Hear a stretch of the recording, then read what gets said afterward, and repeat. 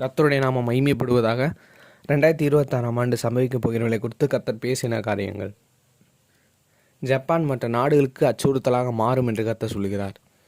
அமெரிக்காவில் உள்ள விக்கிரக தோப்புகள் அழியும் என்று கர்த்தர் சொல்கிறார். ஒரு பூ மலர்வதைப் போல இஸ்ரேல் மகிழ்ச்சியினால் மலரும் என்று கர்த்தர் சொல்கிறார்.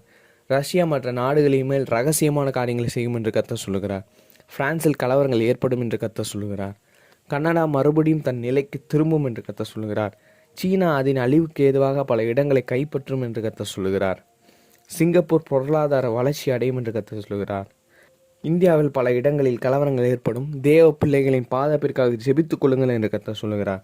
குஜராத் தலைமையில் மாற்றம் ஏற்படும் என்று கர்த்தர் சொல்கிறார். அந்தமான் நிக்கோபார் தீவுகளில் இயற்கை அழிவுகள் ஏற்படும் என்று கர்த்தர் சொல்கிறார். இந்தியாவின் முக்கிய பொறுப்பு வகிக்கும் நபர் மாற்றப்படுவார் என்று கர்த்தர் சொல்கிறார். நீதிமன்றங்களை நான் சுத்திகரித்து அநீதிக்காரரை வெளியேற்றுவேன் என்று கர்த்தர் சொல்கிறார். தேவ பிள்ளைகள் எல்லா இடத்திலும் பாதுகாக்கப்படுவார்கள் என்று கர்த்தர் சொல்கிறார். கர்த்தரின் வழக்கரம் அவரை நம்பியிருக்கிறவர்களுக்கு பராக்கிரமம் செய்யும் என்று கர்த்தர் சொல்கிறார். தமிழ்நாடு தேவனுக்கு எதிரானவர்களிடமிருந்து பாதுகாக்கப்படும் என்று கர்த்தர் சொல்கிறார்.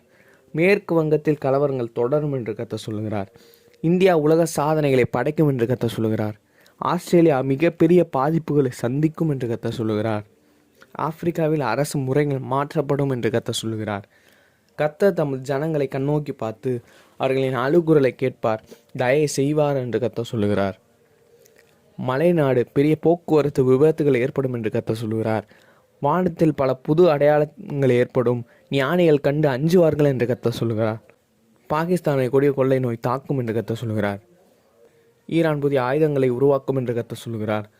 பல நாடுகள் யுத்தத்துக்கு தயாராகும் என்று கர்த்தர் சொல்கிறார். உலகில் அநேக இடங்களில் தேவாலயங்கள் எழும்பும் என்று கர்த்தர் சொல்கிறார். யுத்தத்தின் செய்திகளை கேட்கும் பொழுது உலகம் முழுவதும் அச்சத்தில் இருக்கும் என்று கர்த்தர் சொல்கிறார். கர்த்தர் அவருடைய பிள்ளைகளை அவர் வலக்கரத்தால் தாங்குவார் என்று கர்த்தர் சொல்கிறார். கர்த்தருடைய நாமம் மகிமைப்படுவதாக.